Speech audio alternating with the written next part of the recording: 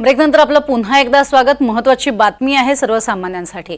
थंडीचा जोर वाढत असल्याने शहर आणि परिसरात सध्या सुखद गारवा अनुभवायला मिळतोय। रात्री आणि दिवसाही वातावरण थंड आहे।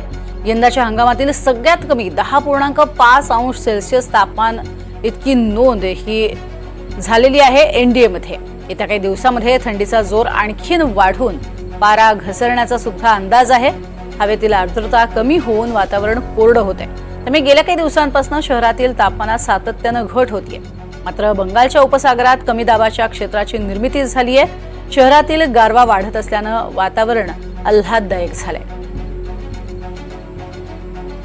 तर शहरातलं वातावरण जे आहे ते ठिकठिकाणी आल्हाददायक होताना पाहायला मिळतंय। संपूर्ण महाराष्ट्रात गुलाबी थंडीनं आपली चाहूल दिलेली आहेच। रात्रीच्या वेळेला प्रचंड प्रमाणात गारवा, पहाटेच्या वेळेला गारवा आणि दिवसा प्रचंड ऊन अशी सध्या स्थिती आहे।